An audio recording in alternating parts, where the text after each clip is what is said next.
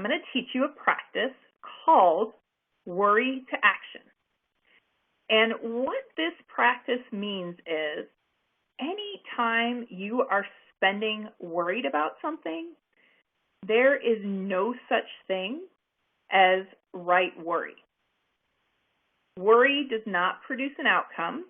You could worry for a day, a week, a year, and never change your life. And so when it's coming to getting a big idea to happen, worry can be devastating. So what I'd like you to do is just take a moment and think about the last thing you worried about.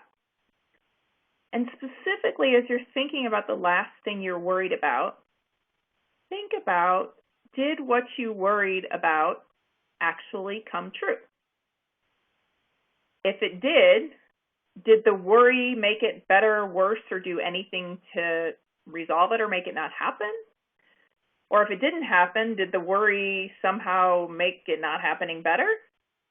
Most people, when you think about that, go, yeah, it would have been nice to skip the worry part of the conversation. So what do we do with worry?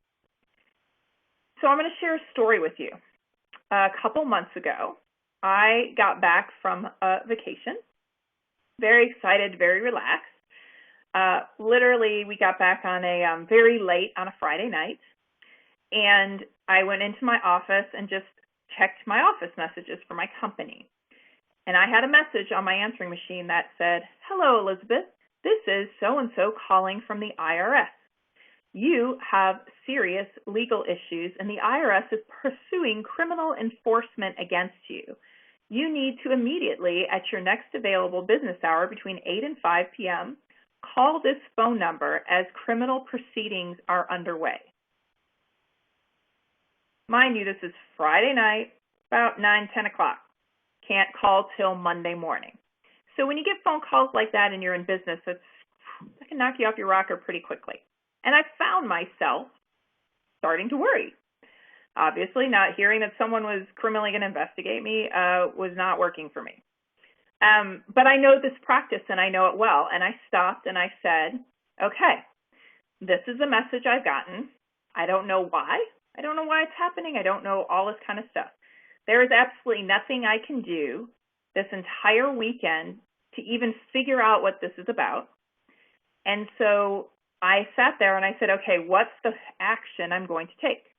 And I wrote down, first thing, 8 a.m. Monday morning, I'll call the IRS at this phone number, and I'll put it in my Outlook calendar so I don't forget to do it. And I literally said, that's it. That's all the action I can take in the next 3 days, and I let it go. Long story short, 8 a.m. Monday morning calls. I call the phone number, and I can tell right away that there's something fishy. So I hang up and I call the IRS. Sure enough, it was a fraudulent call. It was aimed at getting people to hire legal counsel and pay fees to get rid of erroneous accusations by the IRS. Now, I could have let that ruin my weekend. I could have fudged over it all weekend and festered and gotten upset. But because I used my worry to action practice, it was like I laid out what steps I had to take, and at night I went to sleep. And I wrote them down, and I took action on them exactly when I could. And some things, when it comes to worry to action in this practice, if you can't take action on them, you can delegate them to others to action. But the bottom line is to realize that you can diffuse your worry, and it helps diffuse your looking good thing of like, oh, I may not look good. Well, why do you think you don't want to look good? Well, what action could you take to look good? Write down the action, take the action. Then you don't have to worry about it anymore. You've done everything in your power. It's done. No more amount of worry is going to make it happen.